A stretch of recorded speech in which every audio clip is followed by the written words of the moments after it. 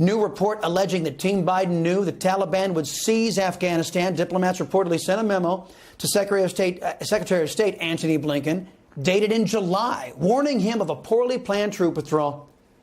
Joining me now to weigh in on this is former Army captain and Nevada Senate candidate Sam Brown, along with retired Marine Corps intelligence officer and author of American to the Core, Jonathan Myers. Welcome to you, gentlemen. Captain Brown, it's been widely reported that Joe Biden ignored his general's advice on the Afghan pullout. Moments ago, I played a soundbite of Biden saying in an ABC interview that he doesn't recall receiving advice from his military advisors. How concerning is it to you that the commander-in-chief can't remember conversations with the top military brass? Well, Chris, it's incredibly concerning that our commander-in-chief can't recall these conversations. But I would also like to point out that the same military commanders that he's referencing not remembering these conversations with have also been on the record throwing the Afghan government under the bus. When the Secretary of Defense states that money can't buy willpower and money can't buy leadership, I think it's time for us to realize that stars don't buy thoughtful and strategic action. No kidding. Colonel Myers, there's growing outrage over the billions in the United States dollars that were spent on weaponry now in the hands of Taliban terrorists. The Hill reported today that we left Black Hawk helicopters and A-29 Super Tucano attack aircraft. Biden's slogan is "Build Back Better." Who knew he was talking about the Taliban? Yeah, so our objective anytime we go into train a force like that is to leave them as one of the best trained and most well-equipped forces in the region, which is exactly what we did with the Afghan National Army. And therefore, by effect, by pulling out like this, we have made the Taliban one of the most well-armed forces in the region. I mean, the entire process just shows a breakdown in the planning effort, or lack of a planning effort. No kidding. That is so spot on. And you know what? And it bears pointing out they're not only a well-trained organization, they're a well-trained and now well-armed, courtesy of the Democrat Party in America, terrorist organization. Captain Brown, I wanted to get your reaction to Biden's UN ambassador. Her name is Linda Thomas Greenfield. Listen to this. We have expressed in no uncertain terms here at the United Nations through a very strongly worded press statement from the Security Council that we expect the Taliban to respect human rights, including the rights of women and girls. We have also indicated that they have to be respectful of humanitarian law. Okay, a strongly worded letter to the Taliban terrorists. Let me just get your opinion. An effective deterrent to terrorists and an effective military strategy in your view, sir? Well, the Taliban didn't fight for 20 years and lose tens of thousands of fighters so that they could roll down to Kabul and just say, yeah, forget about all that stuff we said. We no longer believe in that. To believe that they're anything other than what they've always been, and actually even worse, would just be farcical. Captain Brown, Biden and his party's failure will have lasting ramifications in how our enemies and allies relate to us. Describe to the folks how bad this is, of what has transpired here in Afghanistan. Just how bad is it?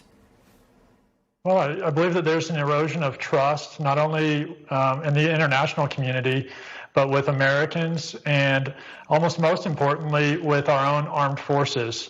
If we don't have leaders that we can trust are actually making decisions based off real intelligence, or that the intelligence is accurate to begin with, this is a major, major issue.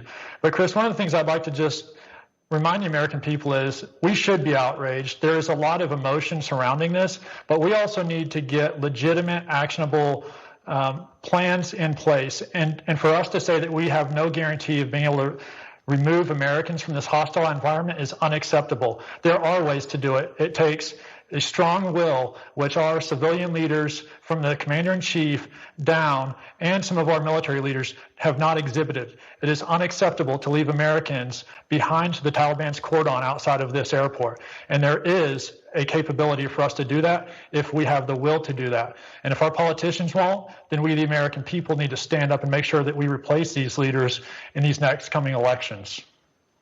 I want to expand on that. You know what, Colonel Myers, can you expand on what Captain Brown was just saying there? Because we talked to Donald Trump Jr., I think it was Wednesday, and he said on this very show that Mr. Biden and his political party, the Socialist Democrats in this country, have created, in his opinion, and I actually happen to agree with it, the largest hostage situation in American history, with, I'm hearing anywhere between 10, 15, upward of 20,000 civilian American citizens over there that are now, we are trusting a terrorist organization for their safety.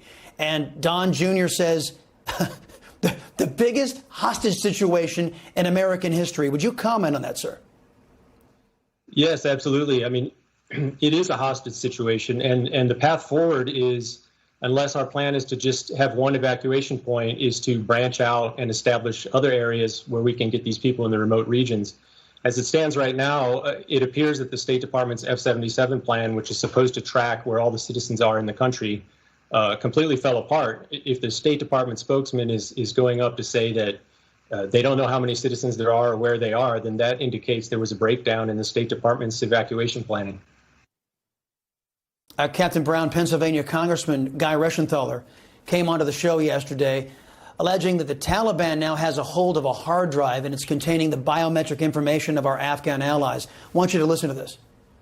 Well, Chris, according to my sources on the ground there, and again, this isn't verified, this is just something that was given to me literally minutes before coming on this show, is that the Taliban has now seized that hard drive tower. And you better believe that they have the capability, or some of their allies have the capability, to get into that hard drive. And what's in the hard drive? From what I'm told, all the biodata, biomatrix data of the interpreters, of people that helped us. So, Captain Brown, if verified, won't Biden have the blood of Afghan allies and their families on his hands if the Taliban goes ahead and decides to wipe them out? It certainly seems like that could be the case, Chris, but we also have to remember that this isn't just about biometrics of people who have assisted us and been allies to us. The Taliban's also going through people's phones, door to door, looking for anyone who may have a Bible app on their phone. Christians are being targeted. Our allies are being targeted. There's a lot of blood on a lot of people's hands. This is a failure that we cannot allow to happen. And frankly, I think the American people should be tired of us saying things like never again, because it's happening. And no kidding. That is spot on. I am so tired of making excuses for the incompetence of socialists. Colonel Myers, address Biden's plan to remove all of the security forces and then abandon Bagram Air Force Base before our civilians were evacuated. Wasn't that really the definition of stupid? Well, I think that what it signifies is something that I like to bring home, which is I think the entire national security strategy apparatus is infected with over-politicizing. This is the one area of U.S. policy that really should be free from politics. And the fact that there was some point where President Biden was in a room with political advisors and generals, and he was told, this is a bad idea, we should definitely keep a presence here and do this in a phased approach. And political advisors probably saying, let's get it over with prior to the September 11, 20th year anniversary, because what a nice message that would send that we wrapped it up. And he chose to go that route. And obviously it got us quite the opposite effect.